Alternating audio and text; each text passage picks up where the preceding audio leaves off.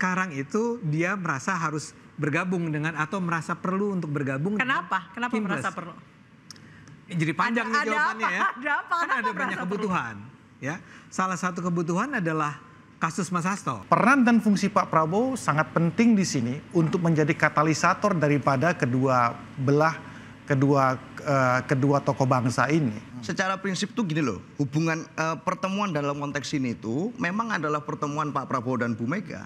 Dan dengan segala hormat saya pada Bung Ade Armando, Pak Jokowi ini lagi nggak diajak ini dalam topik ini gitu loh. Kenapa dibawa-bawa terus sih? Artinya tidak semua kebijakan pemerintah kita harus asal carok, asal sikat. Ini kan adalah hal yang baik-baik yang memang semestinya dilakukan. Sehingga menurut saya ya kita akan tunggu semua yang hal baik yang akan terjadi dan berjalan. Sangat bagus. Negara sebesar Indonesia ini berangkulan persatuan itu akan memberikan sebuah kekuatan yang baik dalam rangka pembangunan nasional kita karena stabilitas politik. Apa urusannya aku mesti masuk ke Kim atau saya enggak masuk ke Kim? Gile. Ayo tepuk tangan yang hebat ngono loh. Di dalam sistem presidensial itu kan kita tidak mengenal oposisi. Tetapi ada fungsi-fungsi penyeimbang, ada check and balances. Dalam waktu dekat gitu Pak pertemuannya. Pak Prabowo dalam beberapa kesempatan sama kami menyampaikan bahwa masakan Ibu Mega yang paling beliau kenal memang nasi goreng.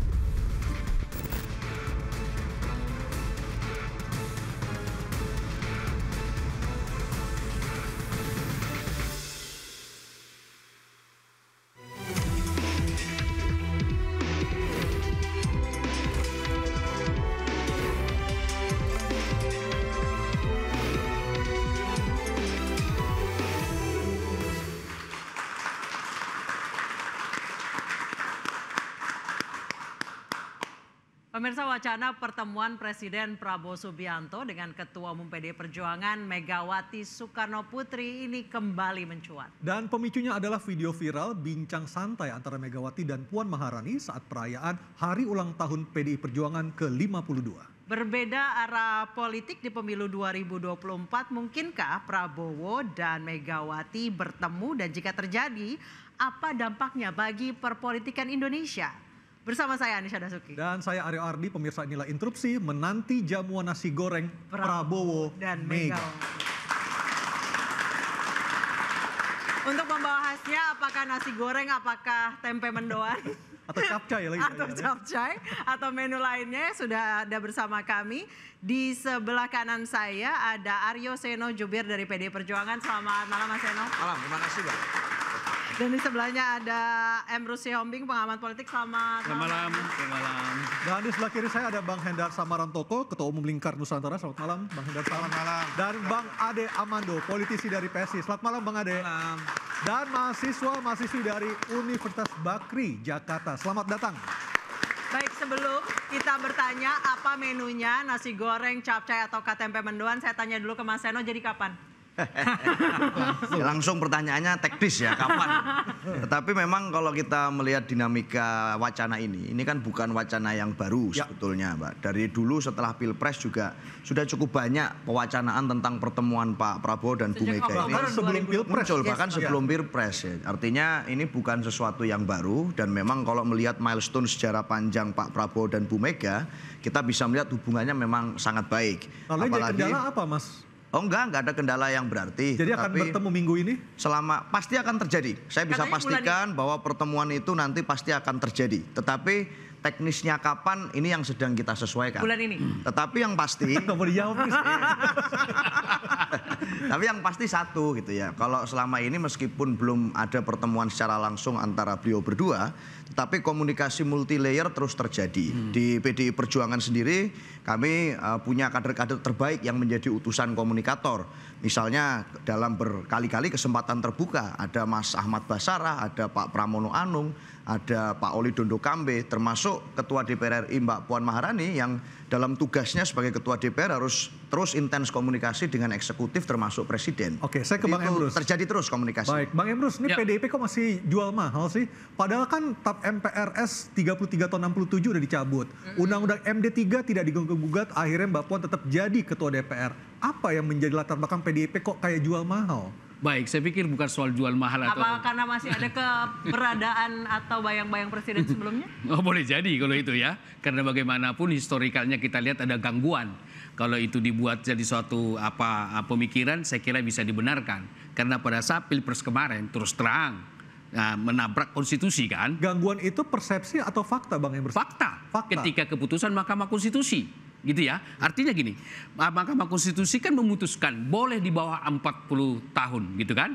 Itu dibuat seperti itu. Ya. Padahal peraturan kita tidak boleh seperti itu. Mahkamah Konstitusi memutuskan itu. Oleh karena itu bahwa PDI Perjuangan adalah partai yang konstitusional.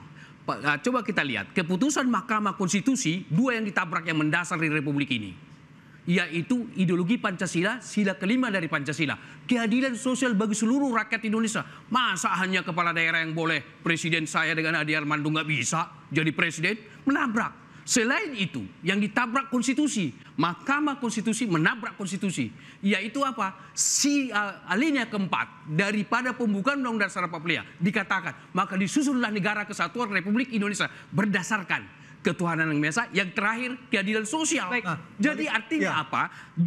Kalau dengan katakanlah dengan Jokowi saya kira ini bisa bermasalah gitu ya. Karena satu inkonstitusional, karena Pak Jokowi begini mengatakan, ketika ditanya anak bapak mau maju, lalu Pak Jokowi mengatakan begini, saya sebagai orang tua hanya merestui. Padahal fungsi orang tua tidak hanya merestui saja, menegur, memarahi, mengarahkan, melarang. Tidak hanya katakanlah merestui. Ini makna dari sudut komunikasi adalah saya mendukung. Ceritanya sekarang masih ngambek nih. Artinya kalau dengan Jokowi saya pikir iya. Jadi tetapi dengan Prabowo PDIP masih menghitung faktor Jokowi, manfaat dan mudaratnya lebih besar. Bukan menghitung faktor Jokowi. Jokowi sudah masa lalu. Tapi peristiwa itu terjadi gitu ya. Tapi bagaimana dengan Prabowo? Saya kira historikalnya sangat bagus sekali. Bahwa ketika Prabowo kembali ke Indonesia, peran Megawati. Dan terus mereka berkomunikasi. Bahkan tidak tertutup kemungkinan mereka itu sambil teleponan. Hei, bagaimana kabar kawan? Mungkinkah itu terjadi? Mungkin. Saya balik lagi ke Mas Yono. Mas Yono, jadi apakah benar memang ada upaya masuk ke Prabowo untuk menghilangkan pengaruh dari presiden sebelumnya? Yang pasti hubungan yang terjalin baik antara kalau sudah putus hubungan Bu Mega dan Pak Prabowo. Jadi kayak upaya untuk barter gitu? Oh enggak. Hubungan Bu Mega dan Pak Prabowo itu terjalin lama sekali. Betul. Dan saya tahu betul bahwa dari perjalanan sejarah itu, maka kalau dibandingkan dengan tokoh-tokoh politik lain, saya rasa hubungannya sangat lama dan berkualitas. Bahkan katakan dengan Pak Jokowi sekalipun, hubungan Bu Mega dan Pak Prabowo sudah sangat lama, lebih lama daripada hubungan beliau. Maka saya rasa dalam konteks ini tidak ada siapapun yang bisa mengganggu hubungan yang diikat secara historis dan ideologis antara kedua tokoh. Jadi pertanyaan berikutnya Mas Seno, apa yang menyebabkan pertemuan tersebut belum juga terrealisasi? Ya masalah teknis saja. Bu Mega kemarin mengatakan, Bu Mega kemarin mengatakan kami pasca pilkada harus menghadapi situasi konsolidasi internal yang luar biasa. Termasuk penetapan tersangka untuk Hasto ya? Banyak sekali ya peristiwa politik hukum yang terjadi yang mana kami harus menghadapi itu dengan kepala tegak. Dan itu saya rasa membutuhkan investasi energi. Itu Mas. Ya. Baik, saya ke Bang Hendarsam. Bang Hendarsam, dari Gerindra menurut saya yang saya lihat dari luar adalah lebih clear untuk soal rencana pertemuan ini. Nah sebenarnya Pak Prabowo sendiri arahannya seperti apa sih kepada kader-kader Gerindra untuk frontlinernya ya? Ada Bang Sumi Dasko dan yang lain-lain, termasuk Bang Hendarsam sendiri. Jadi memang sebagaimana sering sudah saya sampaikan bahwa Pak Prabowo itu memang mempunyai suatu kebiasaan, mempunyai suatu SOP atau ritual untuk selalu berkomunikasi dan bersilaturahmi di setiap tokoh bangsa. Jangankan dengan Bu Mega ya kan, dengan para pendukungnya saja. Saya ambil contoh di 2019 Mbak Neno Warisman, Ahmad Dhani pada saat itu didatengin rumahnya satu-satu kepada beliau, apalagi kepada Bu Mega ya. Jadi itu merupakan memang wujud daripada kerendahan hati beliau ya kan, untuk menyampingkan segala ego untuk tetap berkomunikasi dengan setiap insan-insan politis yang ada. Apakah rencana pertemuan ini pernah dibahas internal khusus rapat di Kertanegara? Secara khusus mungkin tidak. Oke. Tapi memang itu pasti ya, tidak ya? Iya, tapi memang artinya kan ini ada komunikasi secara parsial ya kan. Seperti tadi sudah disampaikan Bang Muzani ya Sekjen Gerindra sudah diutus untuk ke Pak Prabowo oleh Pak Prabowo untuk ke Bu Mega untuk menyampaikan hal tersebut. Jadi sebenarnya memang hal tersebut khusus untuk di Gerindra memang sudah clear dan memang selama ini ada pernah omongan bergabung dengan koalisi? Hal yang berbeda tentang masalah itu. Karena begini, kalau kita melihat kan kalau masalah koalisi atau tidak, jadi pertemuan ini harus kita pisahkan dulu dengan masalah hal yang berbeda. Itu hal yang sangat berbeda menurut saya. Karena juga di satu sisi memang kita melihat kalau juga tidak ideal kalau semua harus bergabung. Kan seperti itu.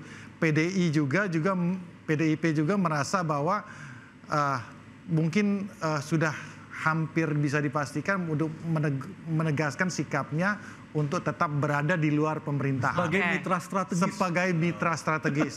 Bukan oposisi, karena kita nggak mengenal oposisi tentang masalah. Berarti unggahannya Mbak Puan kemarin ya hanya demi persaudaraan NKRI ya? Loh iya itu udah pasti. Jadi yang penting itu kan spiritnya dulu bahwa kita mempunyai suatu pandangan bahwa kita itu memang berlawanan, ya berkompetisi dan berhadapan, tapi kan nggak bermusuhan.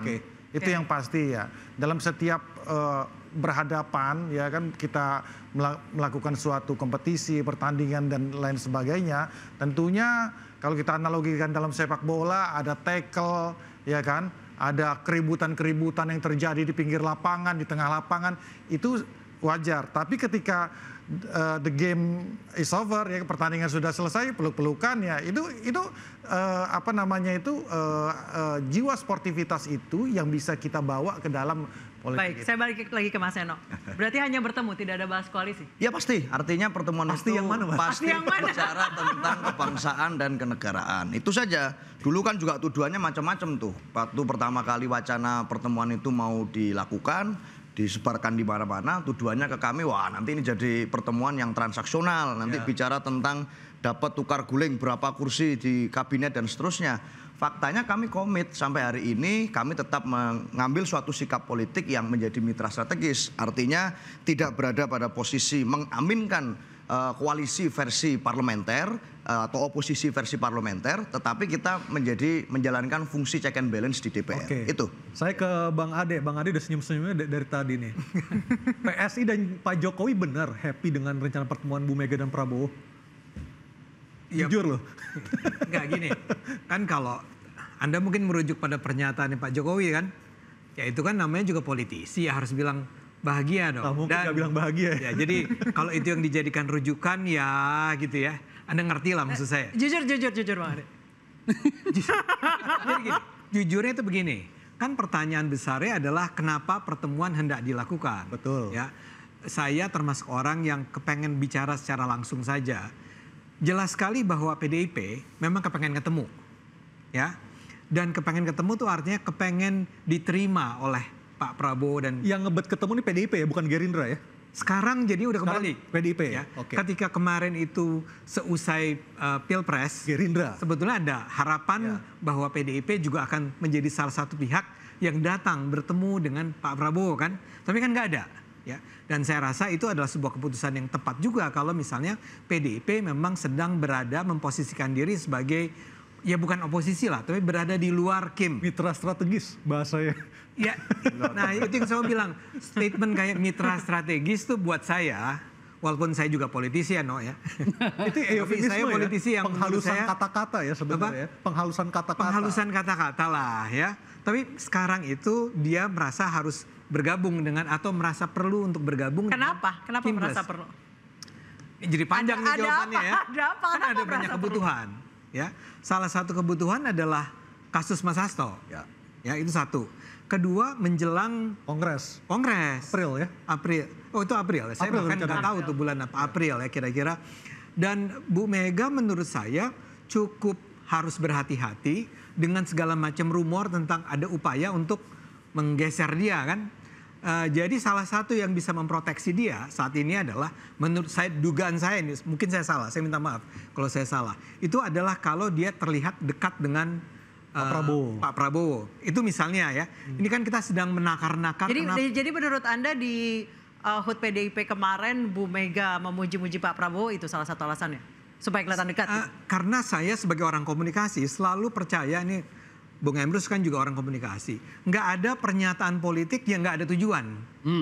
Nggak mungkin ada pernyataan sekedar bahwa nasi goreng lah diulang-ulang lagi ya. Tanpa tujuan, hanya karena dia ingin mengenang-enang masa lalu. There must be a point there gitu ya. Ada message-nya nih.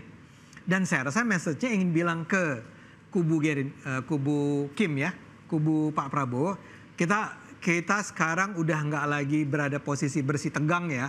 Kami bersedia nih untuk bicara, bertemu, dan melihat kemungkinan-kemungkinan baru dalam hubungan kita ini.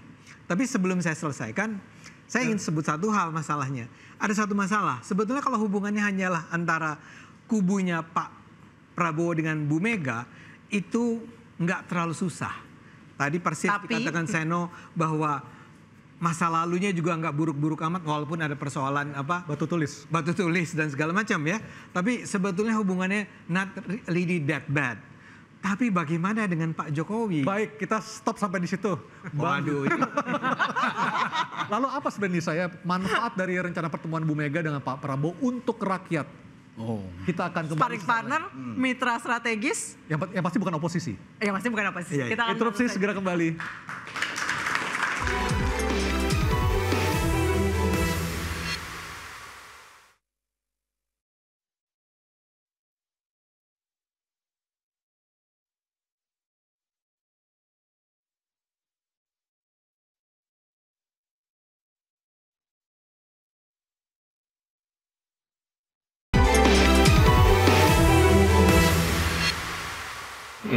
Apa hubungannya saya dengan hubungan beliau-beliau? Tapi kalau selama ini melihat hubungan mereka seperti apa sih Pak? Ya belum tahu ya, udah berapa, 2,5 tahunan belum bertemu. Tidak ada hubungannya Bu Mega dengan Pak Prabowo? Ya ada, saya di Solo, Pak Prabowo di Jakarta, Bu Mega di Jakarta. Kan sekarang ada WA, ada video call, ada Zoom, jadi sebenarnya borderless lah untuk komunikasi ya. Betul. Bang Emrus, kalau Abang sebagai ahli komunikasi melihat statement dari Pak Jokowi, apa sih maknanya yang tersembunyi dari statement itu? Baik, saya melihat itu saya kira multi makna dan multi tafsir. Karena kalau untuk memaknai pernyataan dari Pak Joko Widodo tidak sekedar apa yang dia ucapkan, tetapi syarat makna di balik itu. Jadi ilmu komunikasimu tidak mampu mendeteksi ya pernyataan yang Pak pasti Jokowi, bahwa Pak Joko Widodo adalah seorang politician. Jadi setiap pesan seperti kata Pak Ade Armando punya tujuan. Tujuannya apa? Tujuan politik. Jadi Pak Joko Widodo ini adalah orang yang pintar bermain di panggung. Seolah-olah tampak polos padahal dia adalah pemain politisi yang sangat luar biasa. Kita lihat ketika pemilu kemarin gitu ya. Bahkan kita lihat ketika pilkada yang dititip itu banyak daerah loh. Saya titip ya daerah ini, saya titip ya daerah ini, saya titip ya daerah ini. Jago titip dia. Begitu. Dia mainkan apa? Kata titip. Bukan dikatakan dukung paslon ini. Jadi oleh karena itu dari aspek komunikasi untuk memahami siapa sosok daripada Pak Joko Widodo perlu melakukan pendalaman. Termasuk di dalamnya mewawancarai Pak Ade Armando. Saya tanya ke Bang Ade dengan point of view yang berbeda. Maksud dari kalimatnya Pak Jokowi? Saya rasa ya, ini lagi-lagi karena kita dari luar menilainya ya. Saya rasa ini adalah sebuah sikap yang netral ya, karena memang posisinya agak sulit. Ya, tadi saya katakan kan, tidak pernah boleh kita lepaskan pembicaraan kita dari faktor Jokowi.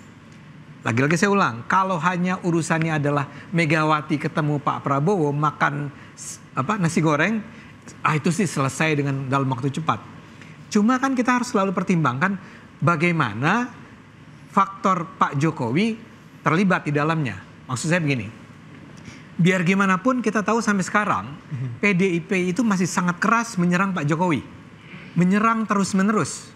Ya, lihat saja para Kalau beliau enggak ya, tapi yang abang-abangnya ini kalau ngomong tentang Pak Jokowi itu bawaannya habisi gitu ya. Meskipun di PDIP sendiri ada dua kubu ya. Tentu aja, ya betul itu. Ada yang soft, ada yang konfrontatif. Tapi ada yang konfrontatif. Dan itu secara mengemuka terlihat di publik, ya. Jadi mereka masih mengatakan bahwa kami nggak terima Pak Jokowi. Masalahnya Pak Jokowi ini dekat dengan Pak Prabowo. Menurut saya, biar bagaimanapun, Pak Prabowo adalah orang yang tahu bahwa kemenangan dia kemarin sebagai presiden itu antara lain diakibatkan oleh kehadiran Gibran. Diakibatkan oleh kehadiran Pak Jokowi. Kalau tidak ada Pak Jokowi dan Pak Gibran, atau Mas Gibran, sebenarnya kemenangannya tidak akan semutlak itu barangkali. Jadi kalaupun ya, Pak Prabowo itu bersedia untuk ketemu dan menerima Bu Mega, harus ada sebuah narasi yang dibangun dalam hal hubungannya dengan Pak Jokowi. Dan saya yakin Pak Jokowi itu bukan orang yang terlalu sulit untuk diajak bicara. Tapi apa? Ya, karena kan ada saja misalnya terakhir saya menonton ada Refli Harun, misalnya bikin podcast ya di Refli Harun Channel yang bilang bahwa kalau Megawati kubu PDIP sampai masuk ke dalam kubunya Kim, mereka akan menuntut sesuatu. Kan harus ada keuntungan yang diperoleh. Imbalan ya. Ada imbalannya. Dan imbalannya adalah, walaupun saya anggap ini Refli Harun dalam hal ini berlebihan ya, yaitu menyingkirkan Gibran. Mengganti Gibran sebagai wapres oleh dengan Mbak Puan. It doesn't make sense buat saya, tapi semangat itu ada. Ya, makanya karena itu menjadi penting nih sekarang kita melihat apa respons reaksi dari Pak Jokowi, Gibran dan semua terhadap apa yang terjadi. Langsung. Nah dalam hal ini jawaban Jokowi itu adalah semacam ya bagus lah gitu ya. Normatif saja. Normatif ya? saja. Saya tadi mencari kata normatif saja itu nggak ketemu. Mas Eno, sekarang faksi di PDIP di tubuh partai Anda lebih banyak yang pro dengan Pak Jokowi atau yang kontra? Ya faktanya adalah pada saat keputusan partai pada tanggal 16 Desember 2024 itu dilakukan yang memberikan sanksi organisasi berupa pemecatan kepada 27 kader, yang memberikan pernyataan adalah seluruh ketua DPD di situ dengan dipimpin oleh Pak Komar. Sehingga kesadaran bahwa kemudian yang dilakukan Pak Jokowi dan keluarga itu tidak mencerminkan ADART PDI Perjuangan, itu bukan karena elit saja, bukan karena kelompok-kelompok saja, tetapi disadari oleh semua pihak. Ada Pak Komar di sana, ada Pak Pacul di sana, ada Pak Said, ada Pak satu lagi Pak Walidono Kambe yang di depan. Sehingga itu mewakili semuanya. Tidak ada perbedaan faksi yang begitu dalam di PDI Perjuangan tentang sikap kami. Tapi bukankah ada faksi kubu Prananda yang mengatakan dia akan against dengan atau melawan kehadiran Pak Jokowi, dan juga ada faksi dari Mbak Puan dan Bang Pacul yang lebih cair, lebih akomodatif? Yaitu gosip politik yang terjadi dan diberikan. Faktanya memang kami solid di dalam. Rahasia umum itu beda-beda tipis loh Mas Eno. Gosip politik yang nggak berhenti-berhenti gitu ya. Tetapi kalau bicara hubungan Pak Prabowo dan Bu Mega, ini saya rasa sudah terjalin lama. Seperti yang saya bilang tadi, ini mutually eksklusif antara Pak Prabowo dan Bu Mega yang hubungannya lebih lama dari hubungan Bu Mega dengan Pak Jokowi atau Pak Prabowo dengan Pak Jokowi. Hubungan Bu Mega dan Pak Prabowo jauh lebih lama dari itu. Maka saya rasa kedekatan beliaunya itu otentik, tidak bisa diganggu-ganggu, tidak bisa dirusak-rusak oleh siapapun juga nama orang di Republik ini. Kedekatannya pribadi. Boleh di cross check ke Pak Hendarsam. Saya ke Pak Hendarsam. Pak Hendarsam, apakah ada tenggat waktu atau expired date untuk menunggu kapan bisa bertemu dengan Bu Mega dari sisi Gerindra dan Pak Prabowo? Saya rasa tidak. Saya rasa tidak. Jadi penantian itu sebenarnya kan sejak dari awal sebelum dan sesudah Pilpres kan gitu kan. Jadi itu masih akan terus berlaku sampai ke depannya. Jadi Pak Prabowo pasti akan terus membuka pintu dan membuka tangan untuk terus bersilaturahmi, terus untuk berkomunikasi dengan khususnya dengan Bu Mega. Karena mungkin satu-satunya yang belum bisa bertemu dan berkomunikasi, bertemu secara langsung kan dengan Bu Mega ya. Tapi yang harus kita sepakati, yang harus diketahui bersama, bahwa ini pertemuan ini jangan cuma menjadi suatu etalase politik saja. Ya kan? Ada hal yang lebih penting, ada makna yang lebih penting daripada pertemuan tersebut yang harus kita kita lihat dan kita edukasi Bang Hendarsam, kepada masyarakat. jika memang syaratnya adalah menghilangkan pengaruh Pak Jokowi di sana, maukah Pak Prabowo tetap bertemu? Nah, begini ya. Kita bayangkan jika memang kita anggaplah bahwa saat ini PDIP dan Pak Jokowi sedang tidak baik-baik saja. Kita bayangkan jika tidak ada Pak Prabowo di situ. Bagaimana bangsa ini? Jadi artinya apa? Peran dan fungsi Pak Prabowo sangat penting di sini untuk menjadi katalisator daripada kedua tokoh bangsa ini. Nah, disinilah peran beliau dengan spirit beliau untuk menjaga persatuan dan harmonisasi bangsa kita. Nah, peran beliau di sini untuk menyatukan kedua kubu ini dengan bagaimana nanti caranya, formatnya, skemanya seperti apa, ini PR beliau. Tapi ini penting sekali. Kita semua bisa bayangkan kalau nggak ada Pak Prabowo ini. Ya kan? Siapa yang jadi katalisatornya, siapa yang bisa menjadi penyambung lidahnya, siapa yang bisa mendamaikan keduanya. Nah, ini pintu masuknya. Ini mudah-mudahan kami berharap ini pintu masuknya untuk kemudian kita semua bisa berjalan beriringan dengan apakah formatnya nanti bisa satu frame bertiga yang kita harapkan ya kan, atau nanti secara paralel saja. Nah, itu nanti terserah kepada abang-abang kita mengaturnya dan juga kepada 3 tokoh sentral. Mau satu frame bertiga, mau paralel, tapi yang pentingnya harus ada impact buat masyarakat ya. Ayo kita atau mungkin tiba-tiba ada misteri guest datang gitu nih sih. Waduh, siapa tahu. Kita akan bahas usai jeda tetap diinterupsi.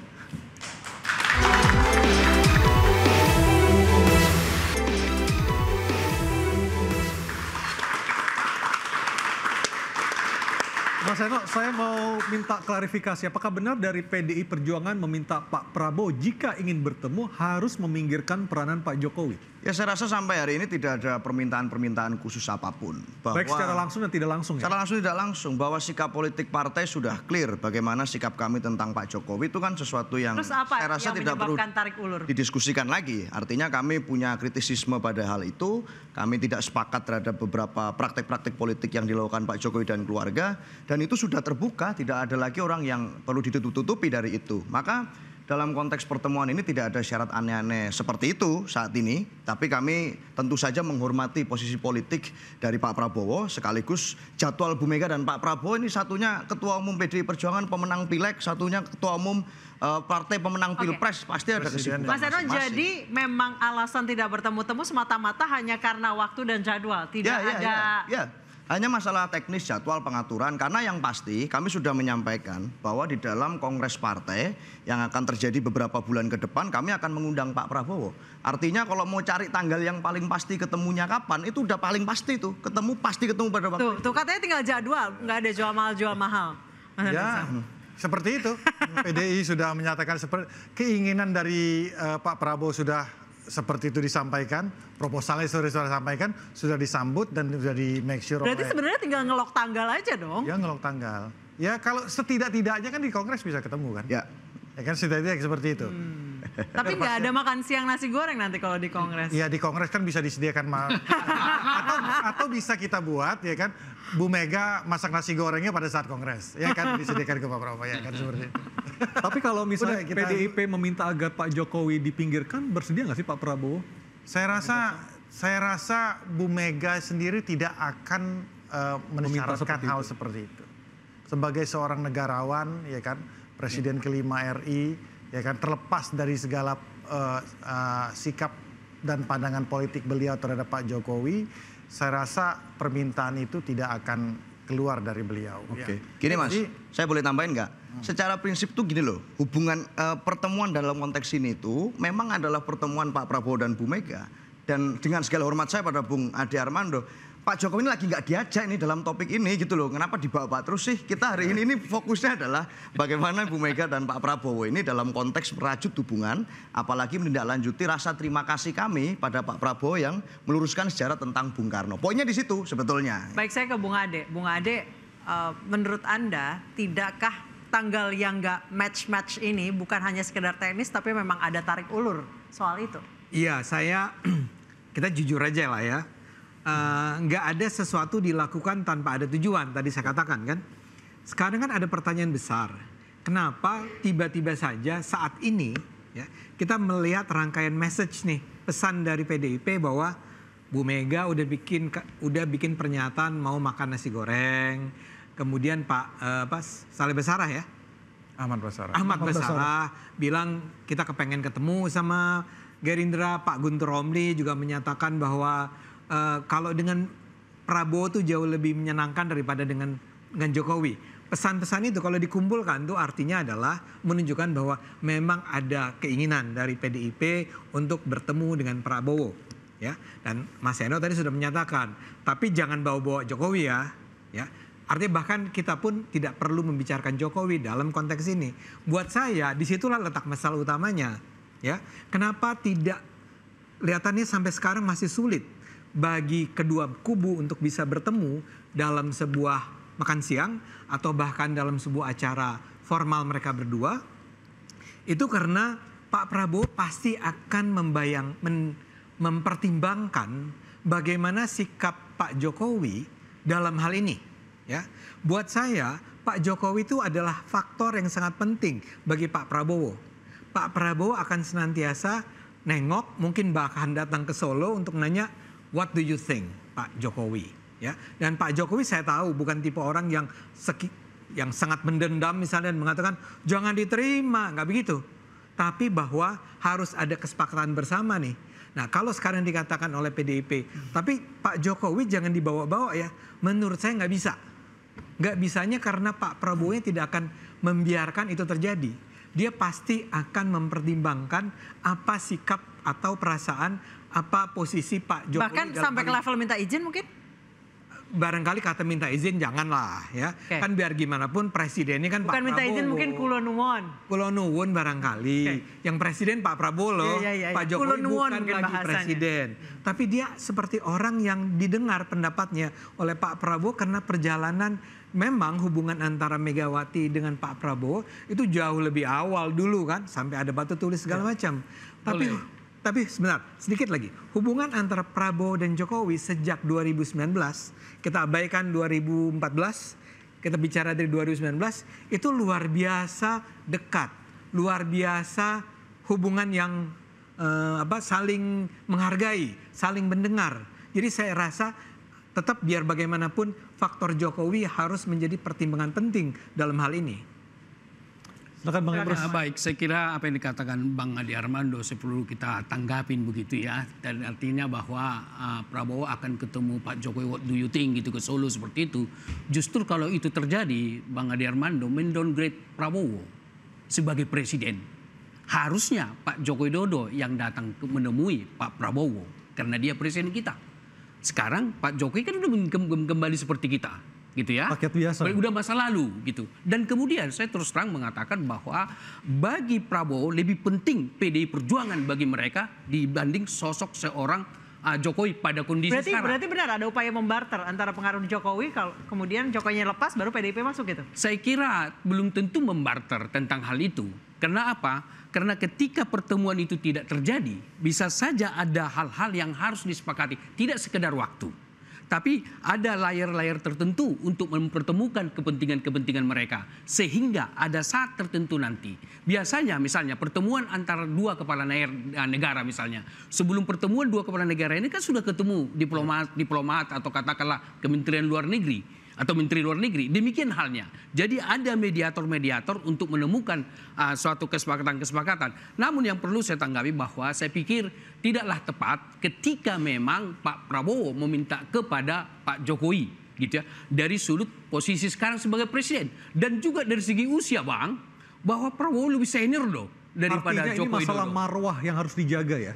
Apa tuh? Masalah marwah yang harus dijaga. Betul. Jadi oleh karena itulah saya berpendapat bahwa ketika pertemuan ini tadi kita bicarakan adalah bahwa Megawati atau katakanlah PDI yang minta, menurut saya dalam suatu dialektika komunikasi itu saling membutuhkan kok. PDI maupun Prabowo ingin ketemu, dua-duanya saling membutuhkan. Bukan berarti yang satu lebih membutuhkan daripada yang lain. Saya andaikan ada pertemuan, ada kesepakatan politik antara PDI, Megawati dengan Prabowo juga diuntungkan. Demikian juga diuntungkan PDI Perjuangan. Jadi dua-duanya sama diuntungkan. Karena bagaimanapun Pak Prabowo harus berpikir, melihat bahwa jangan sampai ada kekuatan dua matahari kembar. Dengan masuknya PDI Perjuangan meredupkan matahari yang kembar ini, gitu ya, kekuatan politik tertentu. Oleh karena itu bagi Prabowo tidak sekedar hanya mempertemukan, juga menyeimbangkan bahwa jangan sampai ada power yang merasa berjasa ketika Pilpres kemarin. Kenapa? Karena dia sudah jadi Presiden Republik Indonesia. Tentu harus mengabaikan semua kepentingan-kepentingan yang memberikan dukungan demi untuk kepentingan rakyat. Artinya Prabowo lebih mengedepankan rakyat daripada tanda kutip balas jasa kepada kekuatan-kekuatan tertentu. Ketika Pak Ade Armando mengatakan tadi bahwa dukungan daripada Jokowi dan Gibran yang membuat dia menang seperti itu, tidak juga, karena sudah posisi sebagai presiden. Artinya apa? Tanggung jawab kepada rakyat, tidak lagi berapa atau apa yang kau dukung selama ini. Enggak lah, kalau itu Pak Prabowo memikirkan, berarti Prabowo tidak lagi seorang yang mengedepankan rakyat. Dalam pidatonya Pak Prabowo sudah mengatakan bahwa apapun demi kepentingan rakyat saya akan lakukan. Oke. Baik, kita juga akan melihat lagi nih sebenarnya apa sih manfaatnya buat rakyat. Baik, kita akan kembali usai jeda, tetap diinterupsi.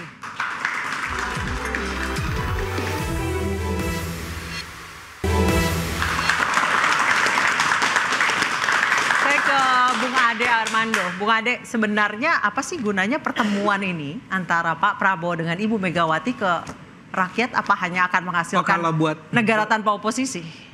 Ya mungkin kalimat kasarnya negara tanpa oposisi, tapi kita memang perlu rekonsiliasi kan.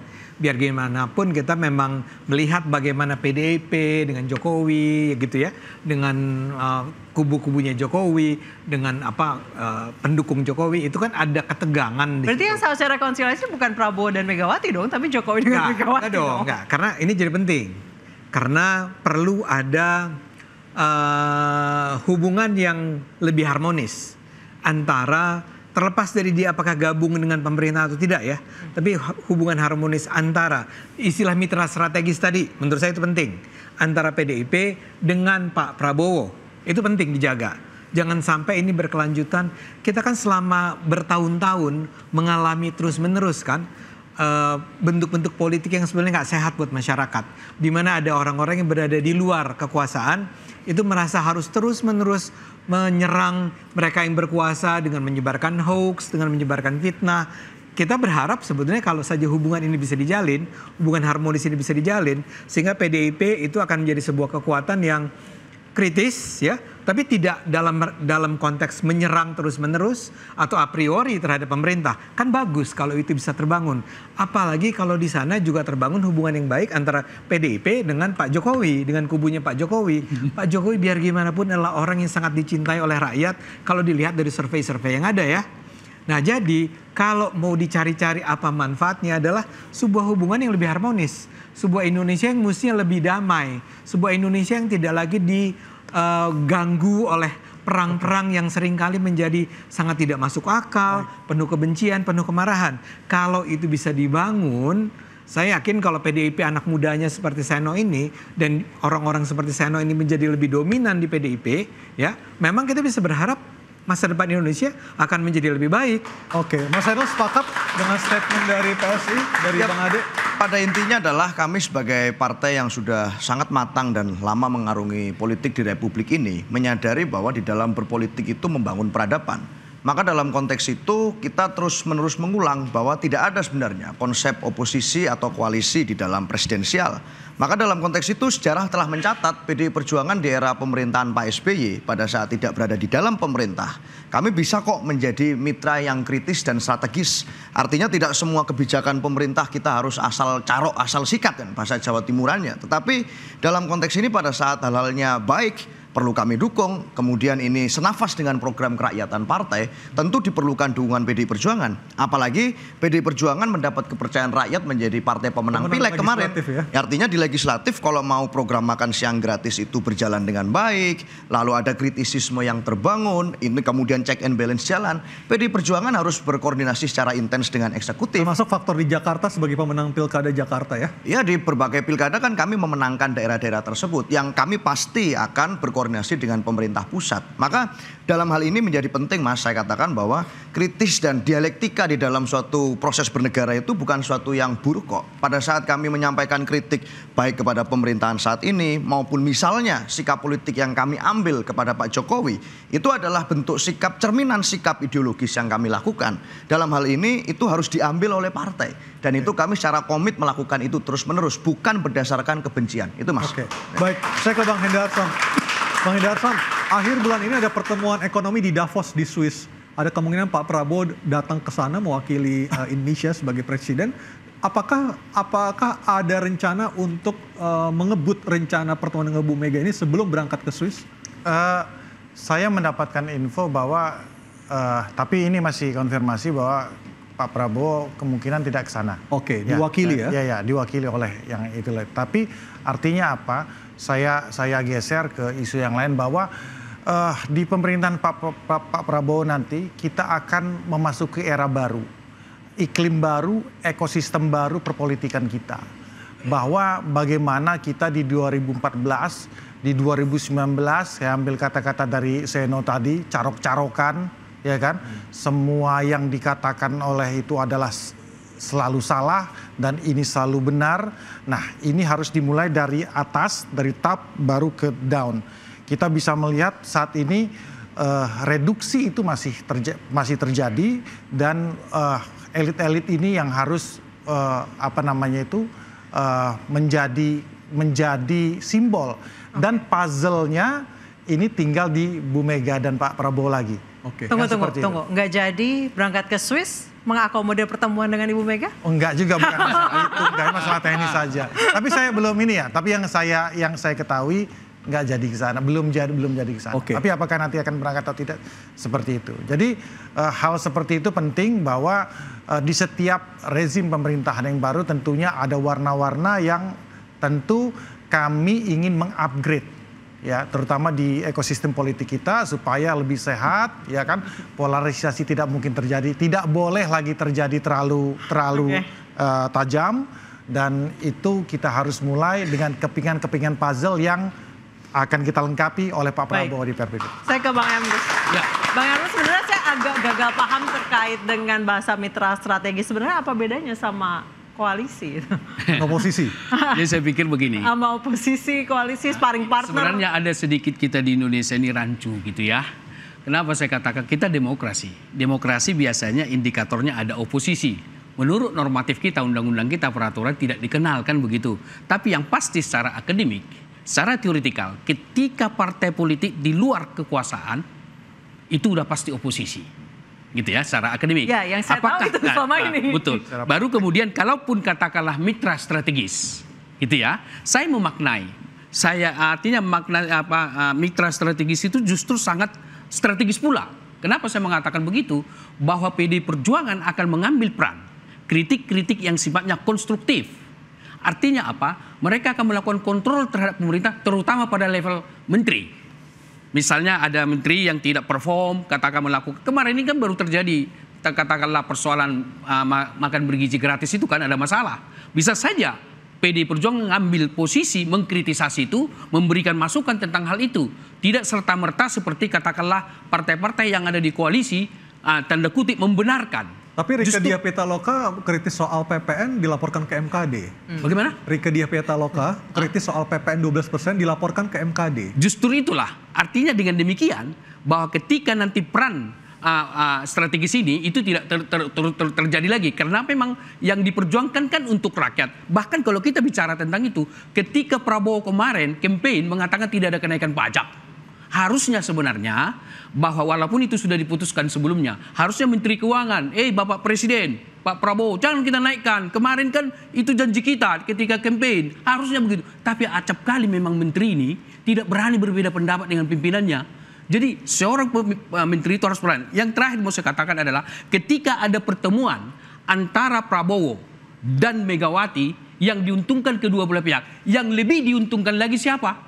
Yaitu rakyat. Berarti ada 3 komponen yang diuntungkan. Rakyat ketika mereka ada pertemuan dan ada kesepakatan politik dan tidak tertutup kemungkinan. Saya melihat bisa saja ketika transaksional aja jadinya Bang Emrus. Saya katakan begini Bu, tidak ada relasi manusia yang tidak transaksional. Oke. Pasti cuma apakah untuk kepentingan rakyat atau tidak kepentingan rakyat di situ. Artinya bahwa transaksional itu setiap berhubungan dua manusia pasti terjadi di situ transaksional. Seringkali kita artikan sebagai sesuatu yang negatif. Tidak. Bisa nggak transaksional dalam pengertian saling membantu, saling mendukung, dan satu dengan yang lain, itu bagian dari transaksional. Oke. Perlu kita uji lagi apakah benar manfaatnya ada untuk masyarakat, ada untuk bangsa ini dari rencana pertemuan tersebut. Terima kasih Bapak-bapak telah hadir bersama kami malam hari ini. Adik-adik mahasiswa juga terima kasih. Kita akan kembali minggu depan dengan topik dan juga tamu-tamu yang lain. Dan kita akan tunggu menu pertemuannya apa, apakah nasi goreng atau yang lain. Akhir kata saya Anissa Dasuki. Saya Aryo Ardi, selamat malam. Sampai jumpa.